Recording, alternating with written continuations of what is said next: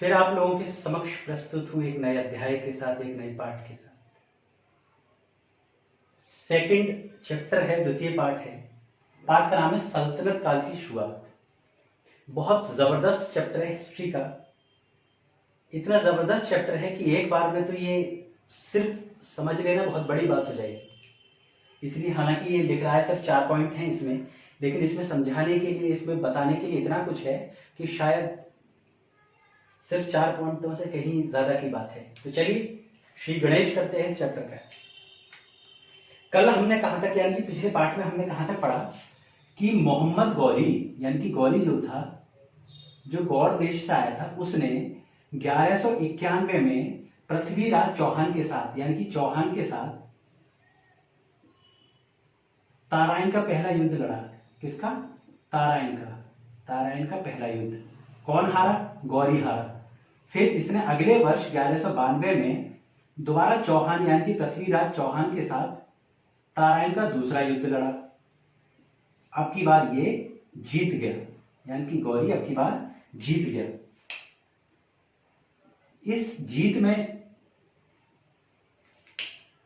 इसका साथ दिया था एक व्यक्ति ने, जिसका नाम था जयचंद। जयचंद और पृथ्वीराज चौहान की बहुत शत्रुता थी, उसका नाम था जयचंद। जयचंद, ठीक है। तो एक साल छोड़कर, यानी कि 93 छोड़कर 94 में अगले साल गौरी ने जयचंद से लड़ाई करी। इसे कहा गया चंदावार का युद्ध। चंदावार का युद्ध, ठीक है, चंदा और वार का युद्ध। ये भी गौरी ने जीत लिया। अब इसे जीतने के बाद कुछ वर्ष तक गौरी ने हिंदुस्तान में अपनी पताका लहराई, हिंदुस्तान अपने अधीन किया। सन है 1206 ईस्वी, यानी कि एडी, एनो डोमिनी, यानी कि जीसस क्राइस्ट जो सूली पर लटके थे, उनके जन्म से 1206 वर्ष बाद। इसका ये मतलब हुआ। अब गौरी कहां से था? गौरी जिस जगह से था वहां गुलाम रखने की प्रथा थी। क्या प्रथा थी? गुलाम रखने की, यानी कि वहां से गुलाम लाए जाते थे तुर्क से, और उन गुलामों से ही राज्य करवाया जाता था। गौरी ने भी ऐसे ही किया।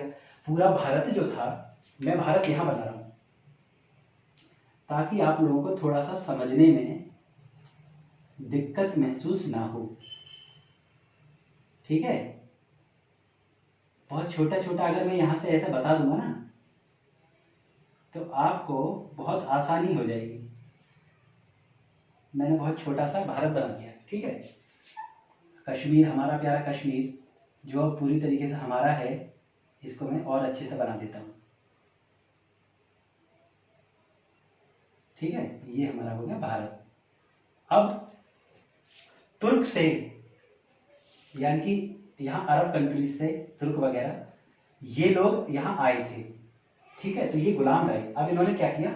जगह जगह अपने क्या किए? गुलामों के हाथ में बागडोर दे दी, और ये अकेला आधिपत्य कर रहा था गौरी।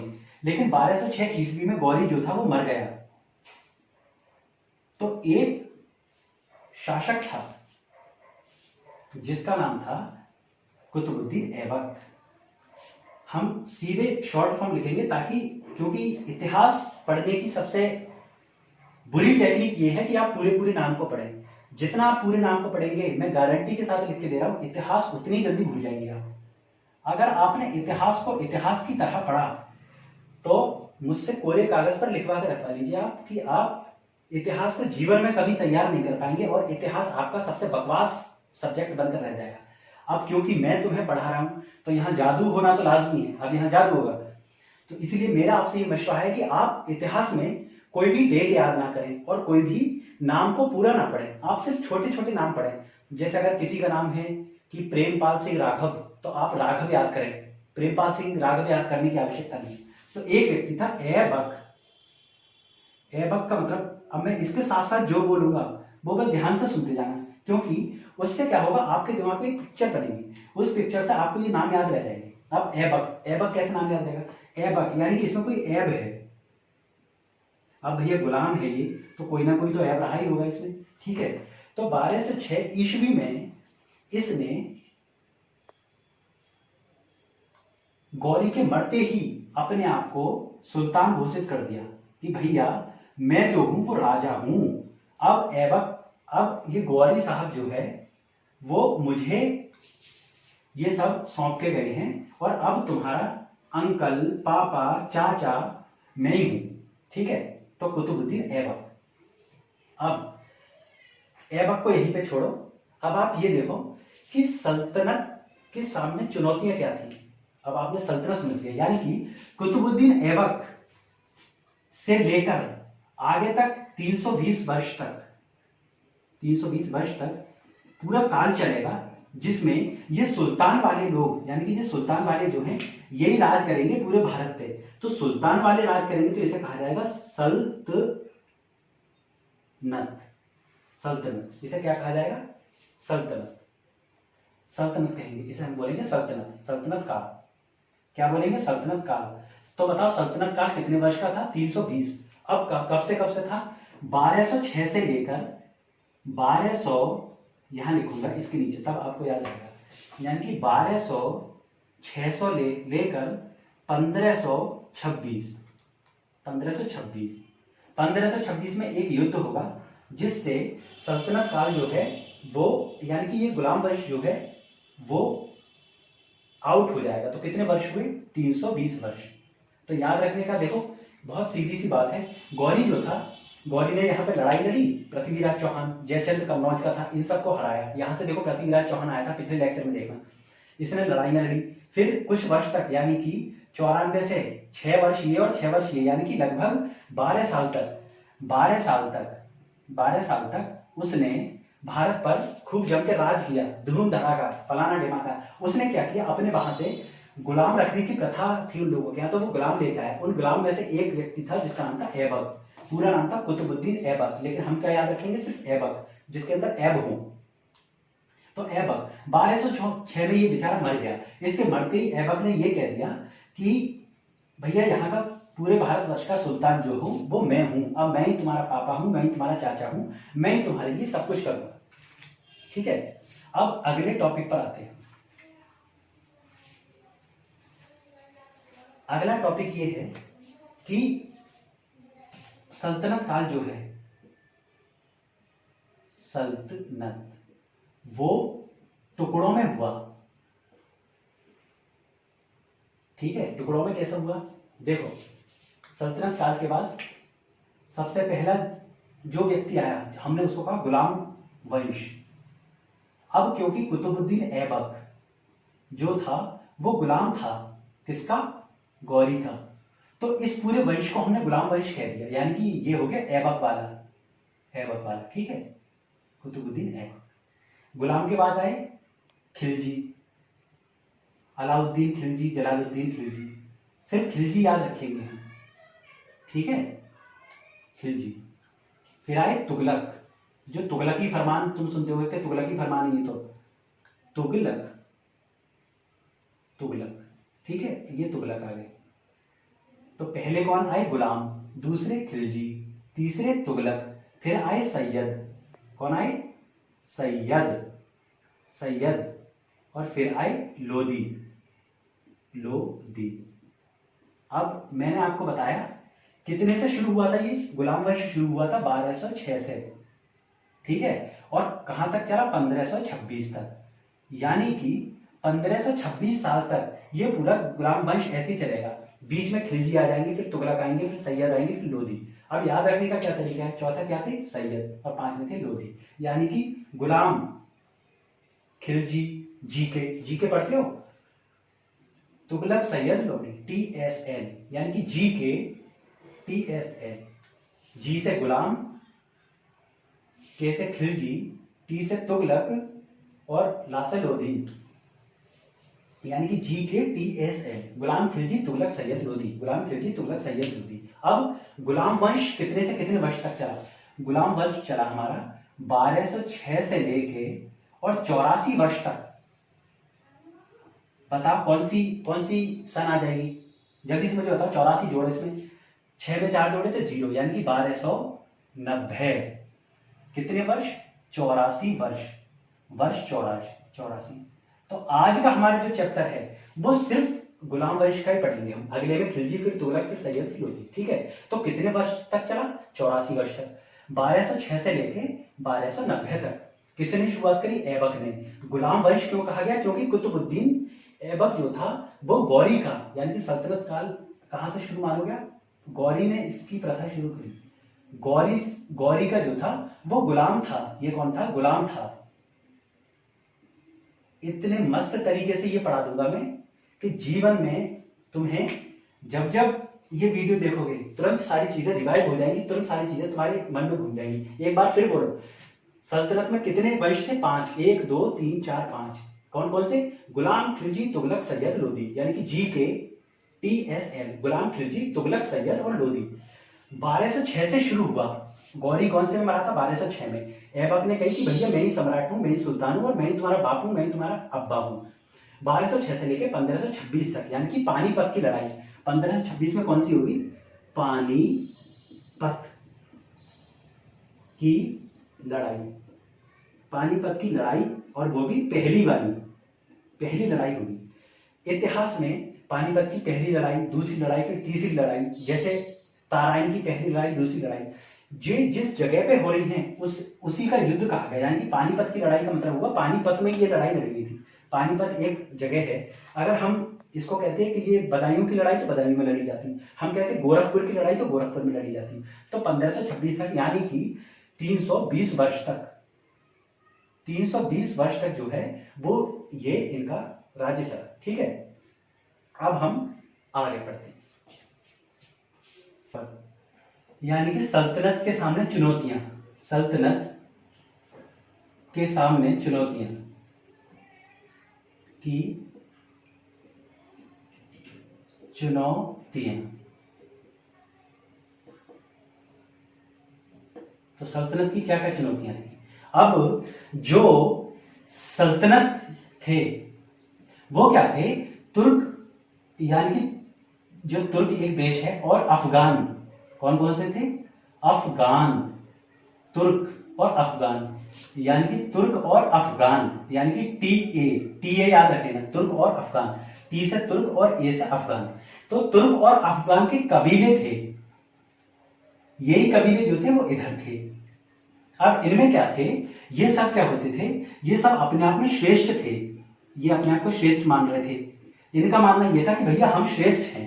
तो इन्होंने क्या किया कि ये जितने भी कबीले वाले थे इनमें से एक जो है वो सुल्तान बन जाता था। एक को हम सुल्तान कह देते थे। क्या बोलते थे? सुल्तान, कि भैया ये हमारा राजा हो गया।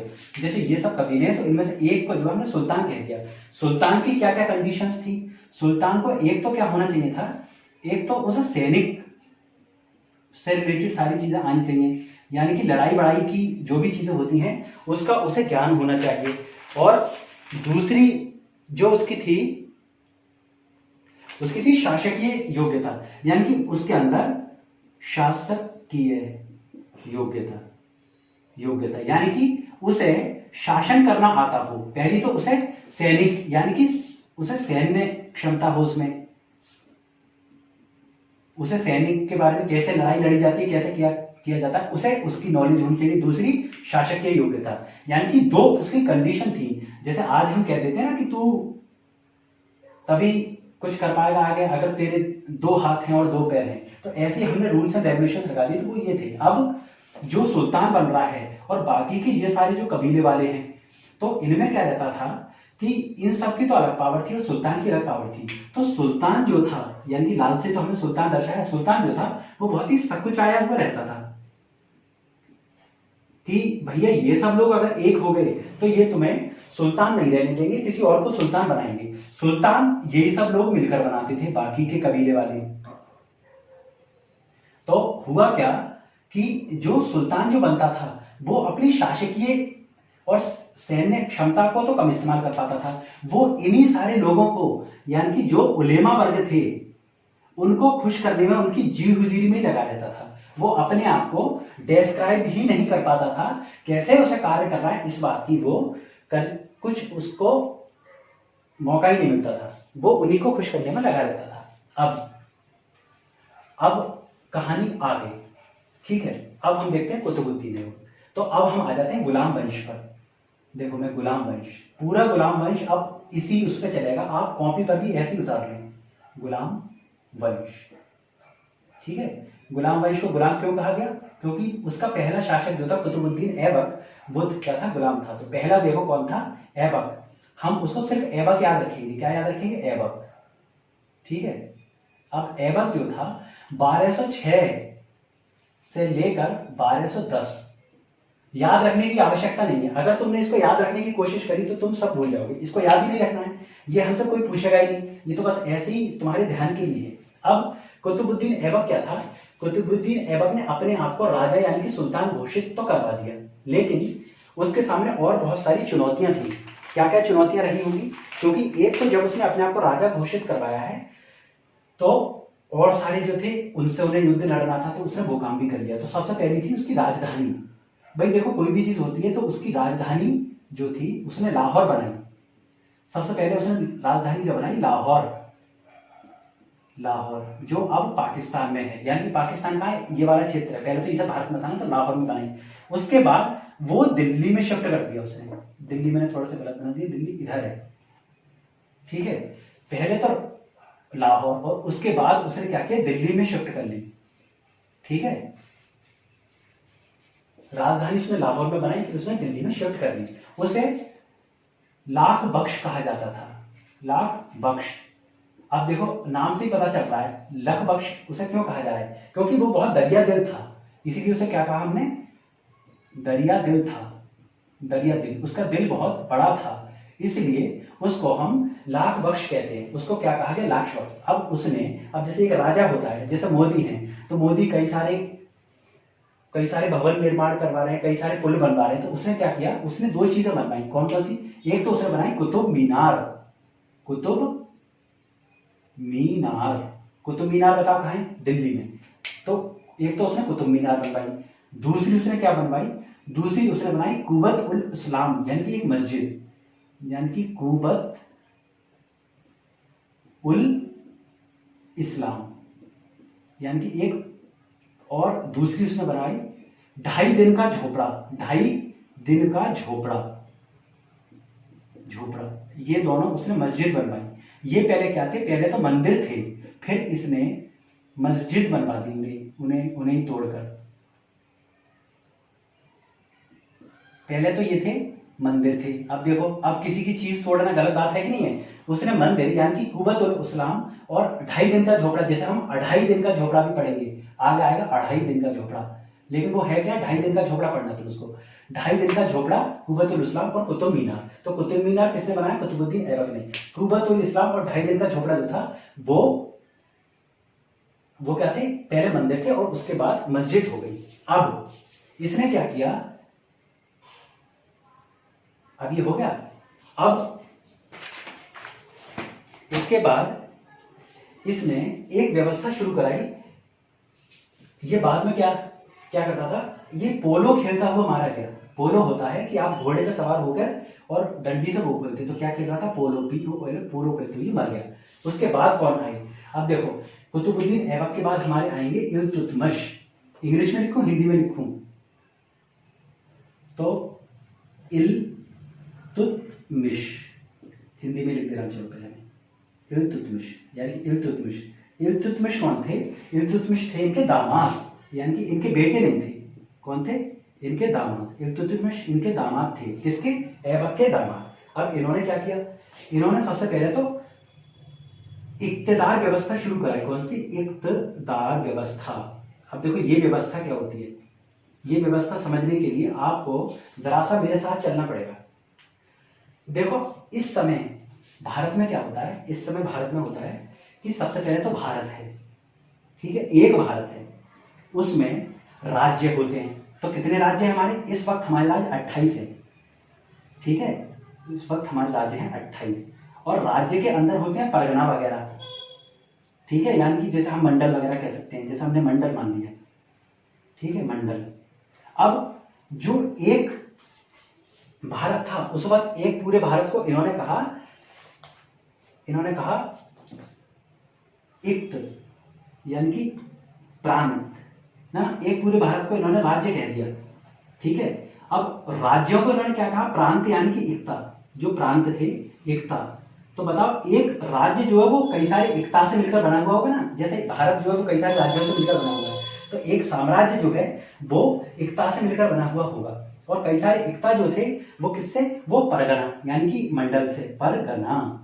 तो कई सारे परगना मिलकर तो एकता बनाते थे यानी कि प्रांत बनाते थे, और कई सारे प्रांत बनके राज्य बनाते। तो इक्तदार व्यवस्था क्या होती थी कि इन्होंने, इल्तुतमिश ने बहुत सारे लोगों को हर प्रांत में, जैसे हर प्रांत में बहुत सारे लोगों को लगा रखा था। इनका काम क्या था कि ये जमीन से ही राजस्व की उगाई करते थे और उसी से अपना सैन्य व्यवस्था चलाते थे। यानी कि जो राजस्व होता है, जैसे जमीन से जो भी पैसा आ रहा है सरकार के पास, उससे अपनी सैनिक व्यवस्था को मेंटेन करते थे। शस्त्रों पे कितना खर्च होना है, उस पर कितना खर्च होना है, इस पे कितना खर्च होना है, ठीक है, इस तरीके से। और इन्हें राजा वेतन ना देकर बदले में जमीन देता था। क्या देता था, जमीन। तो उस जमीन को देने के लिए ही इक्तदार व्यवस्था कही गई है, उसी का नाम इक्तदार व्यवस्था है। अब इल्तुतमिश ने और क्या काम किया, देखो अब इसने क्या किया, चांदी का टंका यानी कि चांदी का टंका और तांबे का जीतल, जीतल, चांदी का टंका। अब बताओ चांदी ज्यादा महंगा होगा कि तांबा, तो भैया चांदी ज्यादा महंगा होगा। तो भाई जो ज्यादा महंगा उसका होगा उसका डंका बजेगा। क्या होगा, उसका डंका बजेगा। तो चांदी का तो टंका था और तांबे का जीतल, ठीक है। तो चांदी का टंका और तांबे का जीतल, तो ऐसे याद रखोगे कि चांदी टंका और तांबा जी, तांबा जी। एक पिक्चर आई थी सांभा जी, तो ऐसे तुम याद रखो, तांबा जी, जी से जीतल, ठीक है। अब इन्होंने ये चला दिया। अब देखो इन्होंने क्या किया, एक चालीसा बनाया। चालीसा, चालीसा क्या होता है, 40 सदस्य थे इसमें। 40 सदस्य कौन थे, वो जो यहां से आ रहे थे उन्हें ही 40 सदस्य बना दिया। ये 40 सदस्य क्यों बनाए गए थे, ताकि ये राजा को समय समय पर अपनी जो है वो बातें बता सके कि भाई देखो राजा ऐसा है, तुम्हें नीले रंग के कपड़े नहीं पहनने चाहिए, नीले रंग के पहनोगे तो ऐसा हो जाएगा, या तुम्हें ये वाली प्रथा खत्म कर देनी चाहिए, तुम्हें वो वाली प्रथा खत्म कर देनी चाहिए, तुम्हें ये करना चाहिए, तुम्हें वो करना चाहिए, तुम ये कर दो, तुम वो कर दो, इस तरीके से। तो 40 बनाए। तो 3 चीजें याद रखो, एक तो इक्तदार व्यवस्था शुरू करी, चांदी का टंका और तांबे का जीतल बनवाया, और चालीसा की व्यवस्था शुरू करी। चालीसा की व्यवस्था आगे चल के तुम्हारे पता लगेगा कि इसका क्या रोल था, ठीक है। चालीसा में क्या होता था, एक सुल्तान होता था यानी कि इन सबका बिल्कुल सरदार, ठीक है, एक सुल्तान होता था जो इन सब पर राज करता था। तो इन्होंने ये काम किए। दूसरी बात, 1221 में देखो 1206 से 10 तक, और इल्तुतमिश का समय हो जाएगा 1210 से लेके और लगभग 36 तक, 1236 तक, कितने, 26 साल, 36 है। तो 1221 में एक यहाँ पे एक राज्य है मंगोल, मंगोल, जिन्हें बाद में जाके मुगल के जैसा मानोगे आप। मुगल जो थे, चंगेज खान आया। तो चंगेज खान एक व्यक्ति जिसका नाम था मंगबर्नी। क्या नाम था, अब अचार किस में रखते हो, मंगबर्नी में रखते नहीं, तो मंगबर्नी, मंगबर्नी ने मंगोल में, मंगोल राज्य था ये पूरा, उसमें बदतमीजी कर दी। तो चंगेज खान, चंगेज खान जो था वो उसके पीछे पीछे भारत तक उसे ढूंढता हुआ आया। मंगबर्नी ने इल्तुतमिश से कही कि इल्तुतमिश भैया, इल्तुतमिश भैया, हमें जो है आप अपने राज्य में जगह दे दो छुपने के लिए। तो इल्तुतमिश को पता था भैया चंगेज खान जो है वो बहुत ही कमीना आदमी है, चंगेज खान जो है वो बहुत ही नालायक बदतमीज पाजी आदमी है। तो भैया ये क्योंकि नालायक बदतमीज पाजी और बहुत ज्यादा स्ट्रॉन्ग व्यक्ति है, तो मैं जबरदस्ती अपने भारत को खतरे में क्यों डालूं। तो इसने मंगबर्नी से कह दी, भाई साहब आप खाना खाइए, आप पानी पीजिए, आप शरबत पीजिए, आप रुआफजा पीजिए, आप कोल्ड ड्रिंक पी लीजिए, 7 अप पी लीजिए, आप चाहो तो 8 PM बोतल भी पी लीजिए, लेकिन मैं आपको अपने राज्य, अपने भारत में जगह नहीं दे पाऊंगा। तो मंगबर्नी मुंह लटकाए हुए वापस चले गए। इस तरीके से इसने अपनी सूझबूझ से चंगेज खान को भारत में एंटर करने से रोक लिया, वरना उसी वक्त चंगेज खान एंटर कर जाता और पूरे भारत की ऐसी कम तैसी कर देता। अब देखो, अब हम आगे इल्तुतमिश। इल्तुतमिश के बाद उसका बेटा यानी कि इल्तुतमिश के बाद उसका बेटा, इल्तुतमिश के बाद उसका बेटा जिसका नाम था, नाम याद रखने की कोई आवश्यकता नहीं है, क्योंकि अगर तुम नाम के चक्कर में पड़े तो तुम कुछ याद नहीं रख पाओगे। यानी कि सबसे पहले कौन आया? ऐबक। ऐबक का दामाद था इल्तुतमिश, इल्तुतमिश, इल्तुतमिश, ठीक है। पहले ऐबक आया, ऐबक के बाद इल्तुतमिश, इल्तुतमिश का बेटा आया। फिर इल्तुतमिश के बेटा ने क्या किया? अपनी मम्मी को यानी कि अपनी मां को सत्ता दे दी। तो वो लगभग 6 महीने के आसपास मां ने सत्ता संभाली। लेकिन उसके बाद इल्तुतमिश ये चाहता था कि उसकी एक बेटी है जिसका नाम है रजिया सुल्तान, रजिया सुल्तान, कि रजिया सुल्तान जो है वो राज्य करे, ठीक है। तो रजिया सुल्तान ने जो है, तो इल्तुतमिश ने अपने जीते जी ही, लगभग अपने जीते जी यानी कि जीवित रहते समय ही, जीवित रहते हुए रजिया सुल्तान को ही रानी बना दिया, यानी कि उसे यहाँ का राज्य सौंप दिया। अब देखो, अब क्योंकि ये एक लड़की है, अब तुम जानते हो कि मुस्लिम्स में पर्दा प्रथा है, तो इसे क्या क्या सामने करना पड़ेगा? पर्दा प्रथा। तो जैसे ही ये गद्दी पर बैठी, इसने सबसे पहले तो पर्दा प्रथा को मानने से इनकार कर दिया कि मैं तो जो है वो कोई पर्दा नहीं करूंगी। ये सैनिक का लिबास पहनती थी और हाथी पर चढ़कर अपनी सभा के बीच में जाती थी। क्या करती थी? हाथी पर चढ़कर अपनी हाथी से सभा में घूमती थी, अपने लोगों के बीच में घूमती थी। इसने कोई पर्दा प्रथा नहीं मानी। ये सैनिक के साथ सैनिक कपड़े पहनती थी, सैनिक कपड़े पहन के रहती थी और हाथी के साथ घूमती थी। और ये अपने जो इसके नीचे काम करते थे उनका भी बहुत सारा ख्याल रखती थी। यानी कि एक अल्तुनिया वल्तुनिया इस तरीके के लोग भी आएंगे जिसके साथ इसकी बहुत मित्रता हो जाएगी और आगे चलकर एक व्यक्ति जो इसको हराएगा उसी के साथ इसकी शादी हो जाएगी। तो रजिया सुल्तान की इतनी सी बातें थी। अब रजिया सुल्तान के बाद जो थी वो 2 लोग और आए। रजिया सुल्तान के बाद 2 लोग और आए। उन्हें याद रखने की कोई जरूरत नहीं है। एक पहला व्यक्ति आया, वो भी बहुत कम समय के लिए आया। एक दूसरा आया, वो भी बहुत कम समय के लिए आया। तीसरा आया नसीरुद्दीन महमूद। तो हम इसको याद रखेंगे, नसीरुद्दीन, नासिरुद्दीन। अब देखो, अगर तुम टीवी देखते हो तो एक हमारे एक्टर है नसीरुद्दीन, नसीरुद्दीन शाह। तो बस तुम यही याद रखो कि नसीरुद्दीन आया। अब नसीरुद्दीन ने ये सोचा, उसने दिमाग लगाया कि ये चल क्या रहा है। उसने ये सोचा कि अब तक जो भी, चाहे वो ऐबक हो, चाहे इल्तुतमिश हो, चाहे रजिया हो, ये सब लोग इसलिए मारे गए हैं क्योंकि जो 40 लोगों का वो था। अब देखो, मैं रजिया सुल्तान की चीजें मिटा रहा हूं यहां से, कि वो जो 40 थे उनसे उसने बगावत करी थी। यानी कि एक वक्त ऐसा आया होगा जब वो 40 जो लोग थे वो तो कुछ और कह रहे होंगे कि भाई तुम ऐसा नहीं ऐसा कर लो, और जो राजा होगा वो अपने अहंकार में ये बोल रहा होगा कि हैं तुम्हें क्या पता, मैं तो ये करूंगा। तो इसने क्या किया कि भैया अगर जीवित रहना है तो इन 40 जो हैं इनमें से किसी को अपनी सत्ता सौंप दो, तब तो तुम जीवित रह सकते हो, वरना तुम जीवित नहीं रह पाओगे। तो 40 का एक सरदार था, उसका नाम था बलबन। क्या नाम था? बलबन, यानी कि बलवान व्यक्ति था वो बहुत। तो उसका एक सरदार था जिसका नाम था बलबन। तो उसने, नसीरुद्दीन शाह ने बलबन को अपनी सत्ता सौंप दी। देखो मैं यहां लिखता जा रहा हूं, सत्ता सौंप दी। अब उसने सत्ता सौंप दी। अब देखो, जब उसने सत्ता सौंप दी, अब बलबन तो बन गए राजा। अब इन्होंने सबसे पहले क्या किया, बाकी की जो 39 लोग बचे थे, यानी कि जो 40 था, सबसे पहले तो उसको निपटाया, यानी कि उसको निपटा दिया।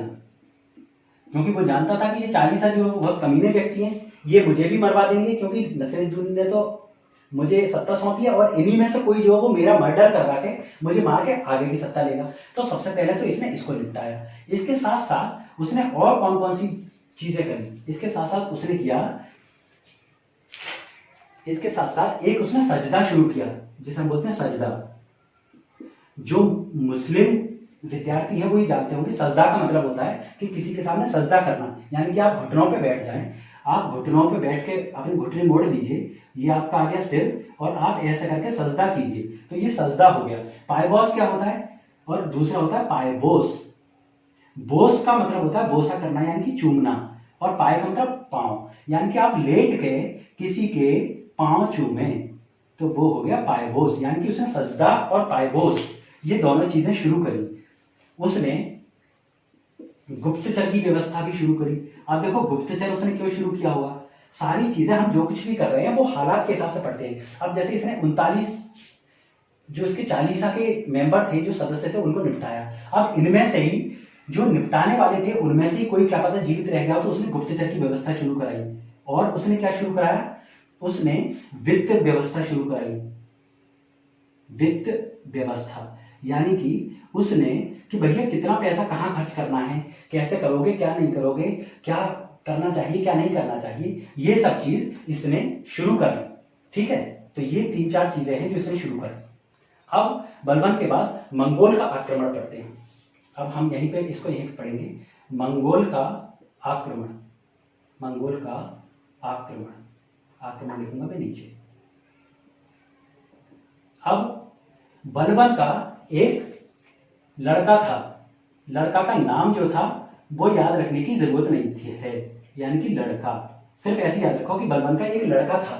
तो मंगोल ने जब आक्रमण किया तो उसका लड़का जो है वो मारा गया। जैसे ही लड़का मरा तो भैया बलबन जो है वो एकदम से बिल्कुल पगला गए। उन्होंने कहा अब जीवन में क्या रह गया है, उन्हें गीता का ज्ञान समझ में आ गया। उन्हें क्या समझ में आ गया, गीता। जैसे उन्होंने गीता पढ़ ली हो कि क्या लेकर आए थे, क्या लेकर जाओगे, सब कुछ यही रह जाता है, कुछ नहीं है, ये सत्ता, सत्ता जो है वो खून की प्यासी है, सब कुछ यही रह जाएगा, कुछ नहीं बचेगा हमारे पास, सारी चीजें व्यर्थ हैं, कुछ नहीं है। तो इस तरीके से मंगोल के यानी कि चंगेज खान ने उस वक्त इल्तुतमिश ने चंगेज खान को रोका था, अगर आपको ध्यान हो तो। ठीक है, उस वक्त इल्तुतमिश ने अपनी सूझबूझ से रोक लिया। लेकिन उसके बाद बलबन के लड़के को इतने वक्त में चंगेज खान जो है वो भारत में आक्रमण कर दिया उसने, और ये जो है वो मारे गए। ठीक है, अब एक दो चीज जो आपको और पढ़ाई जानी चाहिए वो मैं इसमें से देख लेता हूँ, बाकी और इसमें ऐसा पढ़ाने जैसा कुछ नहीं बचा है। तो आपकी ये पूरी जो है वो आपका सल्तनत काल की शुरुआत जो थी मैंने करा दिया, पूरा गुलाम वंश करा दिया। इसके बाद आप अपने क्वेश्चन आंसर देखें, उसे लिखें, और जैसे जैसे मैंने समझाया एक बार पढ़ते पढ़ते कॉपी पेन लेकर उसको उस तरीके से लिख लीजिए। और इस वीडियो को ज़्यादा से ज़्यादा शेयर करें। जितना आप इसको शेयर करेंगे, देखेंगे, उतना ही मेरा संकल्प जो है वो दृढ़ होता जाएगा, मुझे कार्य करने की और क्षमता प्रदान होगी। तो मैं बहुत बहुत आभार करता हूँ आपका। इसे ज़्यादा से ज़्यादा शेयर कीजिए, चैनल को सब्सक्राइब